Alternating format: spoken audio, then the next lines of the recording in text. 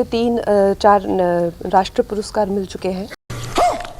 I am at the age of 31, I am a film maker. मुझे तो ये लोग क्या प्रमोट करेंगे, तो खुद को ही प्रमोट कर ले, बहुत बड़ी बात है। ऐसे कुछ ज़्यादा नहीं हो गया ये? आज हम एक ऐसी हीरोइन की बात करेंगे जब इसके घर में मेहमान रिश्ता लेकर आता है तो इस वस्त्र में लड़के से ऐसे सवाल करती है। So who's the boy here? What do you do for a living? पेट पालने के लिए क्या करते हो? I work for an IT firm in Hyderabad. Why do you want to get married? Have you ever had a girlfriend?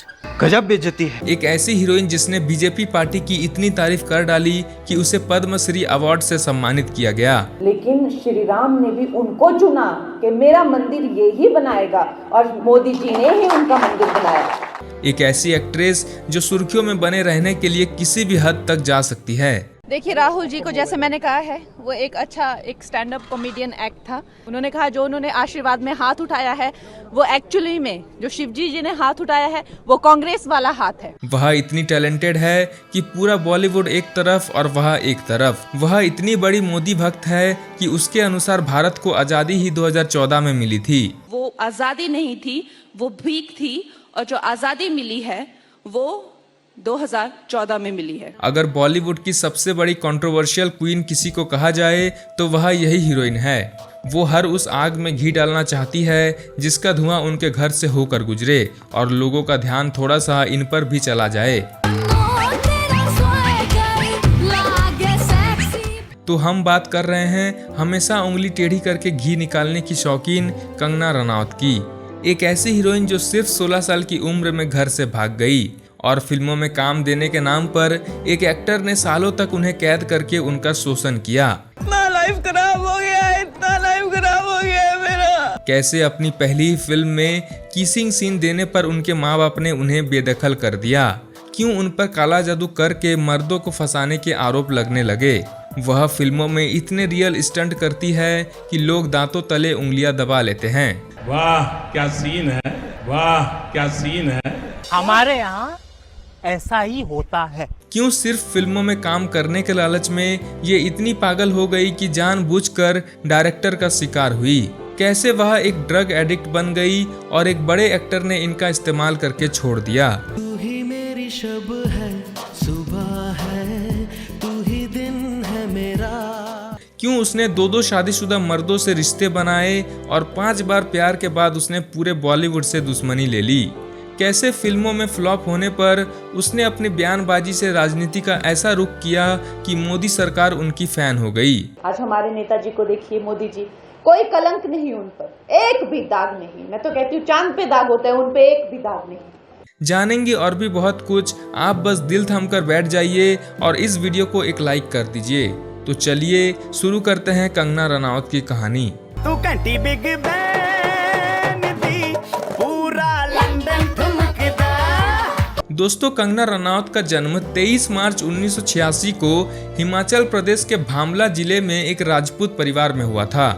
उनके पिता का नाम अमरदीप रनावत और मां का नाम आशा रनावत है। उन्होंने अपनी पढ़ाई लिखाई चंडीगढ़ से की और सिर्फ 12वीं पास है। वैसे हीरोइन बनने के लिए पढ़ाई लिखाई की ज़्यादा ज़रूरत नहीं है और नेता बनने के लिए तो जितना कम पढ़े लिखे हो उतना अच्छा है। फिर से बोलेंगे, मोदी जी को जय श्री राम। जय श्री राम, जय श्री राम। कंगना एक अच्छे परिवार से ताल्लुक रखती है जहां पर 3 बातों का खूब ध्यान रखा जाता है: परंपरा, प्रतिष्ठा, अनुशासन। भारत के हर दूसरे माँ बाप की तरह कंगना के माँ बाप भी चाहते थे कि वह पढ़ लिख कर डॉक्टर, इंजीनियर या फिर अच्छी नौकरी करे, लेकिन कंगना का मन तो यहाँ पर अटका हुआ था।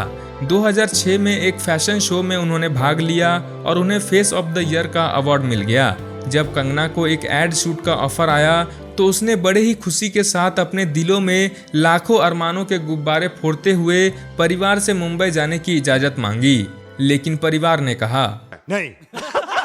जब कंगना को समझ में आ गया तो 16 साल की उम्र में उसने एक रात अपना घर छोड़ दिया और भागकर दिल्ली आ गई। हाथ में सिर्फ 10,000 लेकर दिल्ली आने के बाद कंगना का हालत कौवा बिरयानी वाले विजय राज जैसा हो गया था। कैसे कैसे लोग रहते हैं यार यहाँ पर। उसे ना तो कोई जानता था और ना ही उसके रहने और खाने का कोई ठिकाना था। किसी तरह उसे दिल्ली में नुक्कड़ नाटक और थिएटर में काम मिला और फिर एड एजेंसीज के चक्कर भी लगाती रही। एक दो थिएटर करने के बाद उन्हें काम नहीं मिला। वह परेशान होने लगी। वापस घर वो जा नहीं सकती थी क्योंकि वह भाग कर आई थी। कुछ दोस्तों ने उन्हें सलाह दी कि हीरोइन बनना है तो दिल्ली में कुछ नहीं रखा, माया नगरी में जाओ। ये बड़ी अच्छी बात कही आप। और बस कंगना मुंबई आ गई। लेकिन मुंबई में भी अगर कोई जान पहचान का ना हो तो कलाकार वैसे ही भटकता है जैसे रेगिस्तान में इंसान, जिसे पानी तो दिखता है लेकिन मिलता नहीं है। बात तो सही है। कंगना आए दिन फिल्म डायरेक्टरों के घरों और ऑफिसों के चक्कर लगाने लगी, लेकिन काम नहीं मिला। एक्टिंग की बारीकियों को सीखने के लिए उन्होंने आशा चंद्रा के ड्रामा स्कूल को ज्वाइन किया और हॉस्टल में रहने लगी। और एक दो एड शूट मिल जाता तो खर्चा चल जाता था। हॉस्टल में कंगना की एक दोस्त बनी डॉली, जिसने भलाई के नाम पर कंगना को नर्क में फंसा दिया।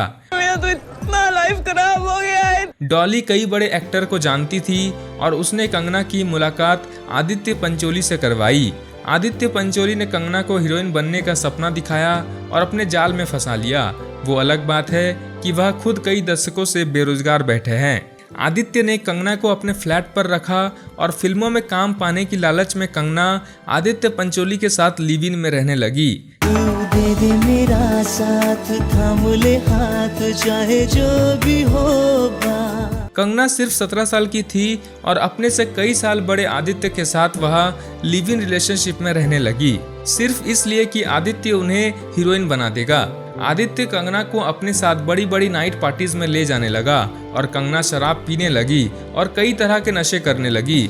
आदित्य पंचोली ने कंगना का खूब फायदा उठाया और कई बार उनके साथ जबरदस्ती करने की भी कोशिश की, लेकिन कंगना हमेशा विरोध करती रही। जब तक कंगना को कुछ समझ में आता तब तक वह एक नशेड़ी लड़की बन चुकी थी। आदित्य पंचोली कंगना को अपने ही इशारों पर नचा रहे थे। उन्होंने कंगना को अपने ही घर में कैद कर लिया था। एक दिन एक बार में कंगना शराब पी रही थी तो अनुराग बासु की नज़र उन पर पड़ी। अनुराग बासु ने कंगना से फिल्मों में काम करने के लिए पूछा और कंगना को मानो डूबते को तिनके का सहारा मिल गया। अनुराग ने कंगना को महेश भट्ट से मिलवाया, लेकिन महेश भट्ट ने कंगना को रिजेक्ट कर दिया। इधर जैसे ही आदित्य पंचोली को इसकी जानकारी लगी तो वह आधी रात को कंगना के घर पर पहुंच गए और कंगना को उसने खूब परेशान किया और कंगना के साथ जबरदस्ती करने की भी कोशिश की, लेकिन कंगना किसी तरह बंगले से निकल गई और पुलिस थाने पहुंच गई और इसके बाद उन्होंने आदित्य पंचोली पर केस कर दिया। पुलिस ने आदित्य पंचोली को दिन में तारे दिखा दिए और आदित्य से बचने के बाद कंगना अनुराग बासु की शरण में पहुंच गई और पता नहीं अचानक से कंगना ने कौन सा जादू चलाया कि जिस महेश भट्ट ने उन्हें रिजेक्ट किया था वह उसी की गोद में जाकर बैठ गई। गोलमाल है भाई, सब गोलमाल है। तू समझा? हाँ।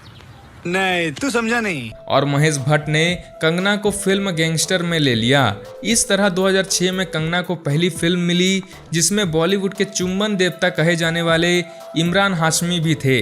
अब फिल्म में इमरान हाशमी हो और किसिंग सीन ना हो, ये कैसे हो सकता है, जिसका पूरा करियर ही किसिंग सीन पर चल रहा है। बात तो सही है। तो फिल्म गैंगस्टर में भी किसिंग सीन्स थे और अपनी पहली फिल्म में उन्होंने इमरान हाशमी के साथ किसिंग सीन्स दिए। और जब कंगना के परिवार वालों ने उनके मूवी को देखा तो उन्होंने कंगना को घर से बेदखल कर दिया और कहा कि हमारा कंगना से अब कोई संबंध नहीं रहा, क्योंकि कंगना में ये 3 बातें नहीं थी: परंपरा, प्रतिष्ठा, अनुशासन। अब कंगना ने महेश भट्ट को अपना गॉडफादर मान लिया था और महेश भट्ट तो नई नई लड़कियों को मानो भूखे कुत्तों की तरह दबोचता है। फिल्म गैंगस्टर बड़ी हिट हुई और कंगना को बेस्ट डेब्यू एक्ट्रेस का अवार्ड भी मिल गया और अनुराग बासु की वह एहसानमंद हो गई। इसके बाद 2006 में वह अनुराग बासु की फिल्म वो लम्हे में नजर आई। अनुराग बासु के पास कोई कहानी तो थी नहीं, इसलिए उन्होंने महेश भट्ट और परवीन बॉबी की कहानी को दिखा दिया, जिसे महेश भट्ट ने ना जाने कितने बार दिखा चुके हैं।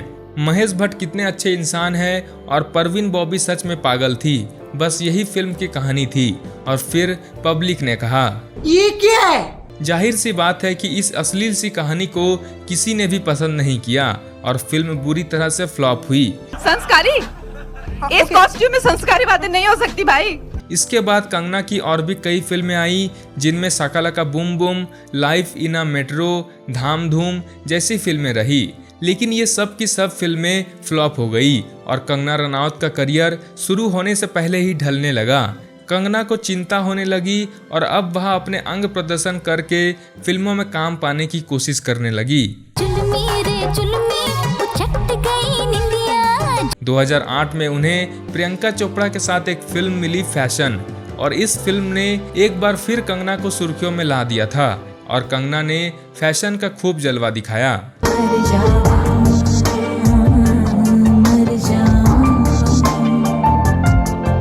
उन्हें इसके लिए बेस्ट सपोर्टिंग एक्ट्रेस का नेशनल अवार्ड भी मिल गया और इसके बाद एक बार फिर कंगना को बड़ी बड़ी फिल्में मिलने लगी। उन्होंने कई अच्छी फिल्मों में भी काम किया। 2009 में फिल्म राज में काम किया जो कि एक हॉरर फिल्म थी। Kites, once upon a time in Mumbai, no problem, game, knockout, shootout at Wadala, Krrish 3, revolver Rani और रंगून जैसी बेहतरीन फिल्मों में वो नजर आई। फिल्म रंगून में उन्होंने एक अलग ही तरह का किरदार निभाया और उनके किरदार को बॉलीवुड की पहली स्टंट वुमेन कहे जाने वाली हंटर वाली मूवी के किरदार से कॉपी किया गया था। सॉरी सॉरी करते इश्क किया अंग्रेजी में। लेकिन जब ये विवाद बड़ा हुआ तो कंगना ने साफ मना कर दिया कि ये किरदार कॉपी नहीं है बल्कि ओरिजिनल है। हालांकि सच्चाई सभी जानते थे। लेकिन जो रानी ऑफ झांसी है वो क्या मेरी चाची है? धीरे धीरे कंगना को बड़े बड़े स्टार के साथ काम मिलने लगा और वह बड़ी एक्ट्रेस बन गई। कंगना की अगर सबसे सफल फिल्मों की बात की जाए तो वह रही क्रिस 3, क्वीन, तनु वेड्स मनु, और तनु वेड्स मनु में उनके किरदार ने खूब शोहरत बटोरी और फिल्म भी इतनी बड़ी हिट हुई कि इसका सीक्वल भी आया जिसका नाम था Tanu weds Manu returns. Film queen में उनके काम को इतना पसंद किया गया कि पूरी फिल्म कंगना ने अपने दम पर हिट करवा ली। कंगना को लगने लगा कि वह अकेले ही फिल्म को चला सकती है और उसे हीरो की जरूरत बिल्कुल भी नहीं है। और फिर कंगना ने उन फिल्मों में काम करना शुरू किया जिनमें सिर्फ उन्हें ही फुल एंड फाइनल स्क्रीन में दिखाया जाए, जिनमें सिमरन, पंगा, धाकड़ और मणिकर्णिका जैसी फिल्में शामिल रही। हम लड़ेंगे और छत्रपति शिवाजी महाराज के स्वराज के सपने को पुनः जीवित करेंगे। अब बात करते हैं कंगना के अफेयर्स की। Film once upon a time in Mumbai में काम करने के दौरान कंगना का नाम विमल बेचने वाले अजय देवगन के साथ भी जुड़ा और दोनों एक दूसरे के साथ नजर आने लगे।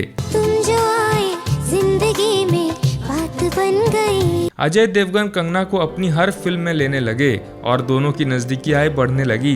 कंगना भी अजय देवगन के लिए दीवानी हो गई क्योंकि अजय देवगन एक बड़े सुपरस्टार थे और जब इसकी भनक काजोल को लगी तो उन्होंने अजय देवगन को खूब फटकार लगाई और अजय देवगन ने कंगना से दूरी बना ली। आगे स्वाद। फिल्म राज द मिस्ट्री के दौरान उनके हीरो थे शेखर सुमन के बेटे अध्ययन सुमन और फिल्म में काम करते हुए दोनों की नजदीकियां बढ़ गई थी। दे दे मेरा साथ, थाम ले हाथ, चाहे जो भी हो।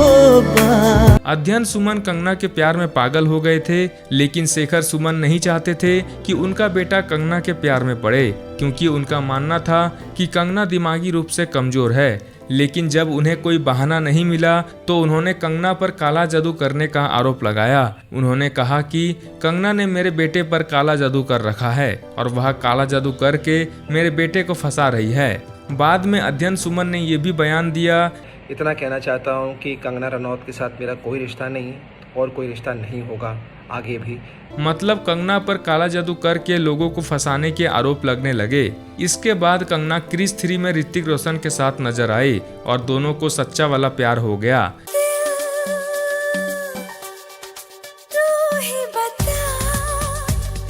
कंगना के प्यार में ऋतिक ऐसे पागल हुए कि अपनी पत्नी को भी उन्होंने तलाक दे दिया। लेकिन धीरे धीरे उनका प्यार भी एक मिस्ट्री बनने लगा।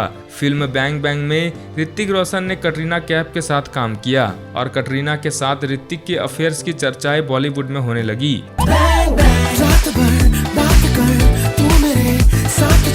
कंगना को जब ये पता चली तो उन्होंने ऋतिक को खूब खरी खोटी सुनाई और फिर दोनों एक दूसरे के दुश्मन बन गए। अब बात करते हैं कंगना के उन बयानों और विवादों की जो उन्हें बॉलीवुड में सबसे अलग बनाते हैं। कंगना का पहला विवाद करण जौहर से जुड़ा जब उन्होंने करण जौहर के ही शो पर कॉफी विद करण में उन्हें ही मूवी माफिया और नेपोटिज्म को बढ़ावा देने वाला बता दिया था। Kangna, as per your experience, who has given you more unnecessary attitude in the industry? I think you, Karan. Me? Yeah. Bearer of nepotism. The movie Mafia. Karan Johar इस पर इतना भड़क गए कि कंगना को फिल्म इंडस्ट्री छोड़ने को भी कहा, लेकिन कंगना भी कहाँ चुप रहने वाली थी।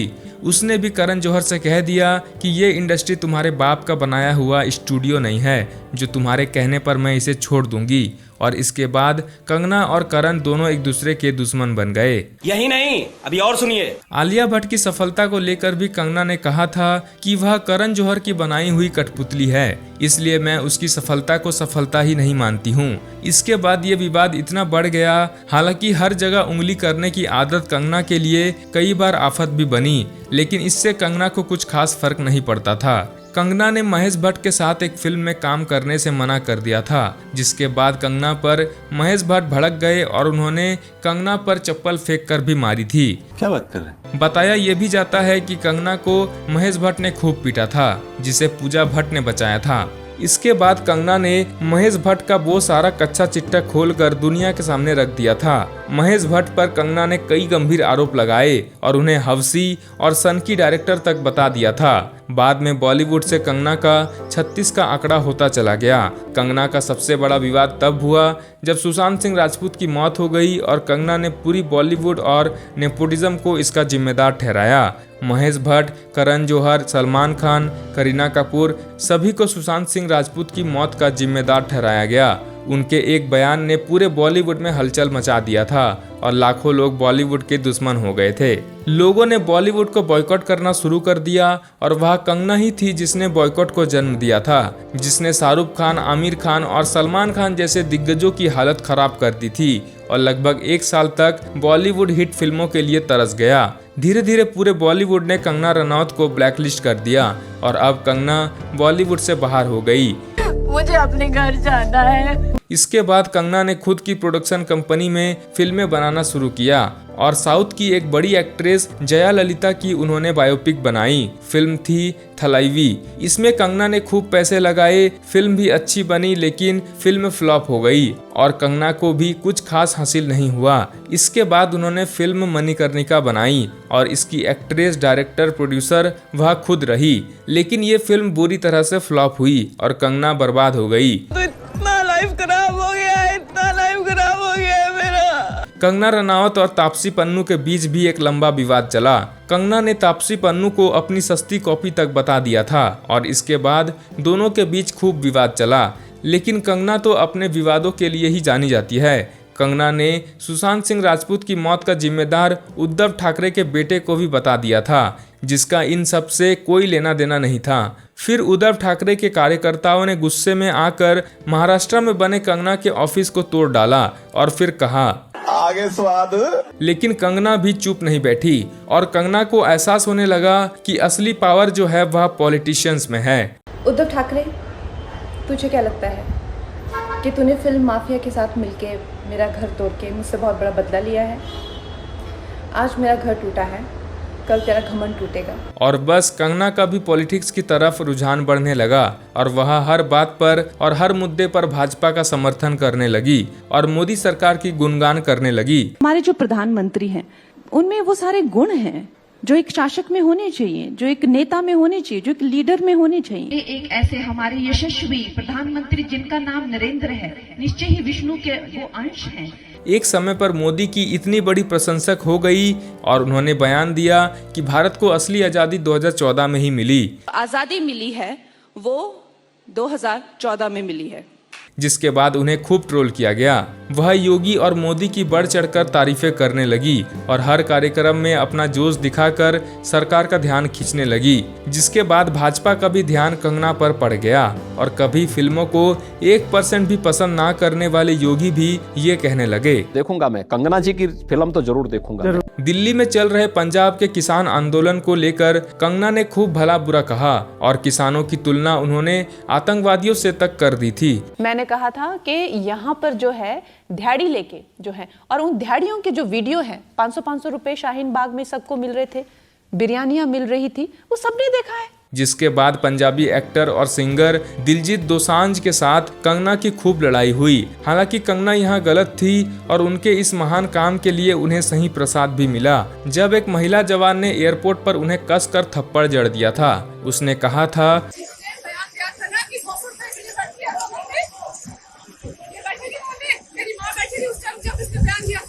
पुलवामा अटैक के समय कंगना का पाकिस्तान को लेकर दिया गया बयान भी काफी चर्चित रहा, जब उन्होंने कहा था कि पाकिस्तान पर प्रतिबंध लगाना समाधान नहीं है, बल्कि पाकिस्तान का विनाश ही इस समस्या का समाधान है। मोदी सरकार की लगातार तारीफ का फायदा ये हुआ कि कंगना को भाजपा ने हिमाचल प्रदेश मंडी से लोकसभा का टिकट दे दिया और वह चुनाव लड़ी और जीत भी हासिल की। मंडी क्षेत्र की जनता जिन्होंने मुझे अपना प्रतिनिधि चुनकर यहाँ उनके पक्ष की बात रखने का मौका दिया है, उनकी भी आभारी हूँ। कंगना रनावत ने कई पुरस्कार प्राप्त किए, जिनमें उन्हें पद्मश्री से भी सम्मानित किया गया। उन्हें 4 नेशनल फिल्म पुरस्कार और 5 फिल्म फेयर पुरस्कार से सम्मानित किया जा चुका है और इसके साथ ही वह 5 अंतर्राष्ट्रीय फिल्म फेयर अकेडमी पुरस्कार भी जीत चुकी है।